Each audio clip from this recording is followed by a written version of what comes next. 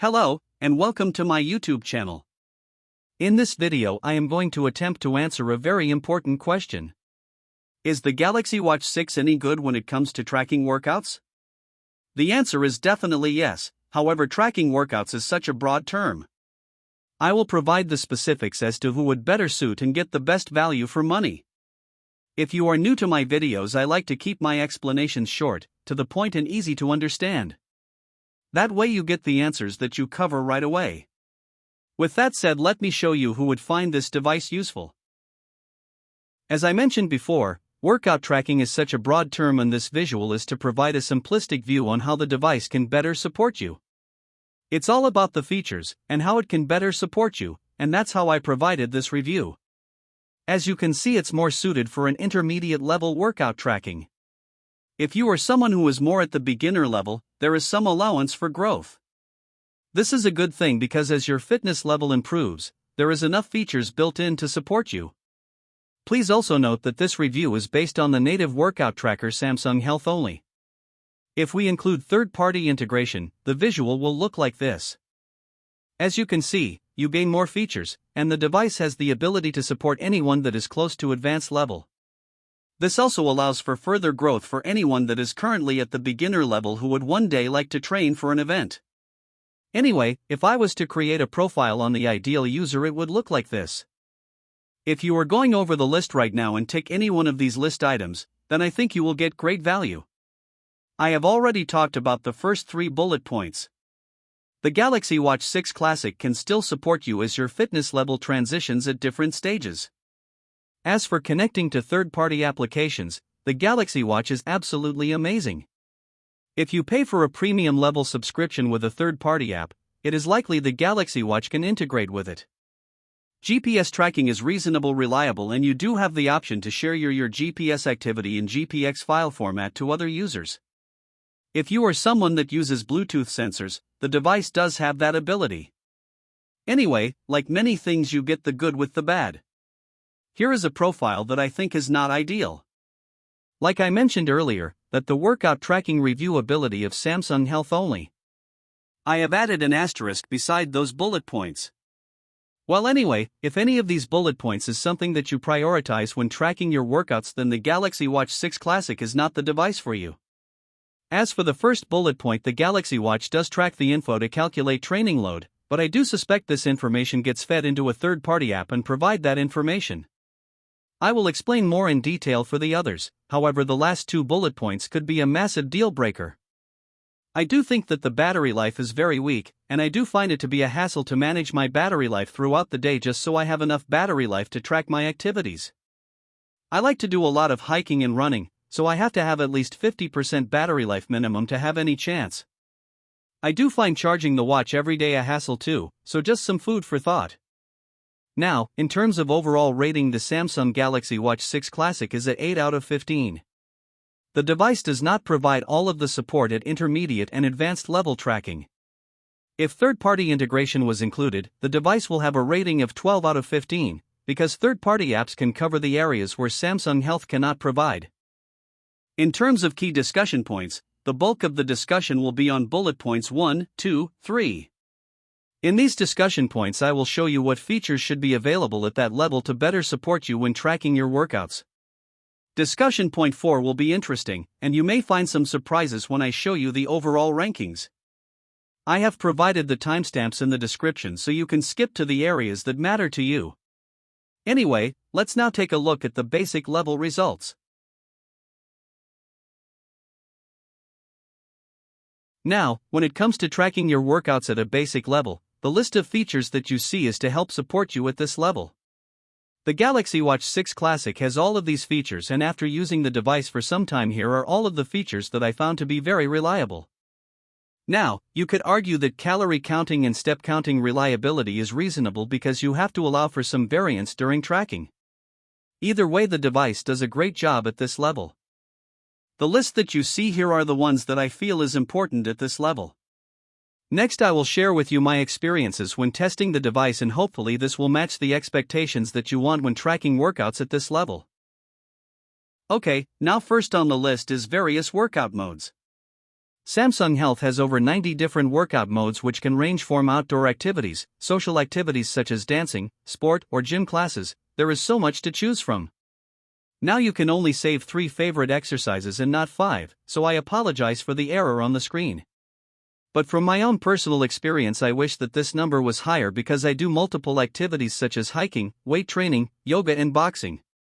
I find it a bit of a hassle to search through the long list of workout modes. Some of the workouts have advanced interval training, specifically for running and cycling. This great feature allows you to set intervals by time or by distance. I do have a video on my channel to help you set that up. Next on the list is heart rate tracking. Static movement of your arm is what causes a lot of the errors when recording your heart rate. But that's impossible to keep your arm still when you are doing an activity. Using the correct workout mode can compensate because the algorithm can adjust the variance slightly. The Galaxy Watch can connect to a Bluetooth heart rate strap for more accurate results. Next is heart rate variance recording. This feature is very useful no matter your fitness level, but more importantly a measure of your training stress. For example, if you spend long periods of time in the maximum zone, then the downturn effect of this is you will require longer recovery time. All of this information can be fed into third-party apps. All is required is to set up a partnership with Samsung Health or download the app from Google Play. Next is third-party app integration, which is a great way to provide that extra support when tracking your workouts. You can control third-party apps directly off your watch, and you can use indirectly by sharing your Samsung Health data with a third-party app as a partnership. Third-party integration is one of the device's strongest features, and it can also match Garmin's Connect IQ. Next is auto detection, which can be handy for those who forget to activate the workout mode manually. Only problem is that it's limited to 5 different exercises and it can take some time to activate. It takes around 10 to 12 minutes for the algorithm to authenticate the movement. There is also a start-stop detection which is only available to GPS activities only.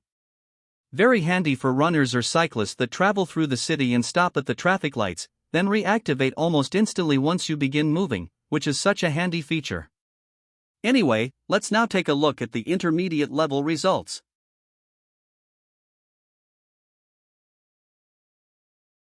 When it comes to tracking your workouts at intermediate level, here is a list of features that can support you at that level.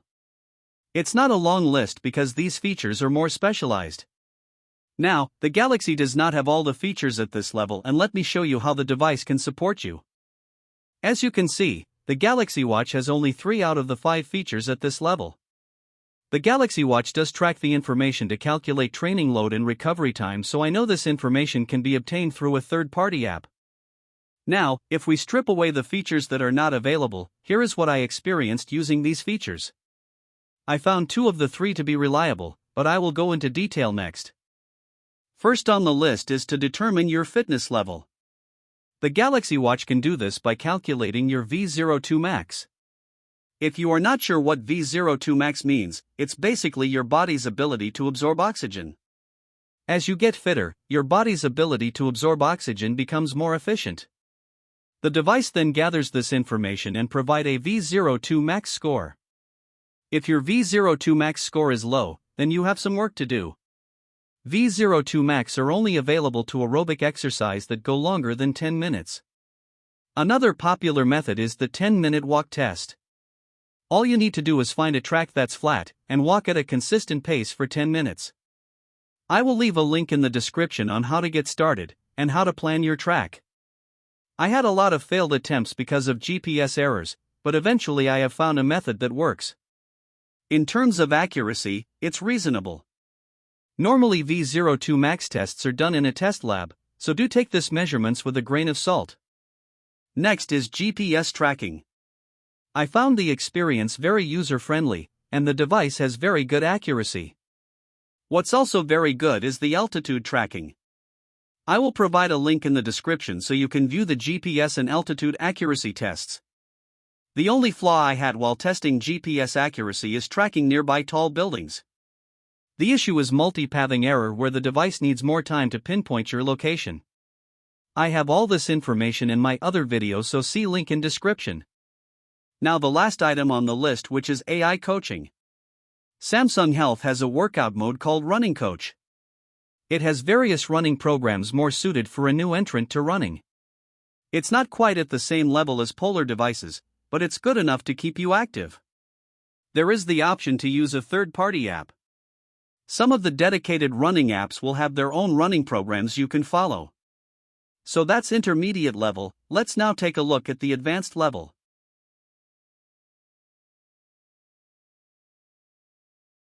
When it comes to advanced level workout tracking, these are the kind of features that can support you at this level.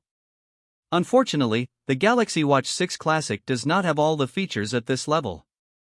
Let me show you what those features are. As you can see, Samsung Health only has 1 out of the 5 features at this level. Features such as preparing for a race, specialist features, and advanced analytics can be obtained via third-party apps. In terms of advanced auto detection, the Galaxy Watch does have a built-in accelerometer to track lateral movement and a gyroscope sensor to track 3-dimensional movement. All is required is an algorithm to authenticate the movement, and this may be a future update, so watch this space. Since there is only one thing to talk about at this level, I found the experience seamless. I have a Polar H10 heart strap, and connecting to this Bluetooth device is very easy.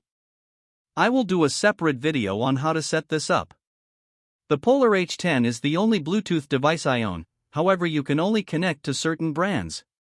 Like I say, I will do a separate video to explain this. Let's now take a look at rank in the marketplace.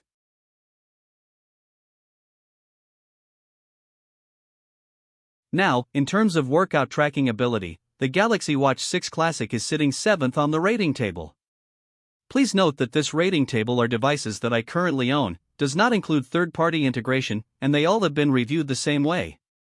If workout tracking is all you are looking for in a smartwatch, a good alternative is the Huawei Band 7 or the Huawei Watch Fit 2. Both devices cost less than half the price of the Galaxy Watch 6 Classic, loaded with many features and a far better battery life, which makes the whole experience a lot better. In comparison to my top rating device like the Polar Ignite 3, this device is made specifically for a user at the advanced level, and special features that can track your performance. I hope that makes sense. Now to the final conclusion.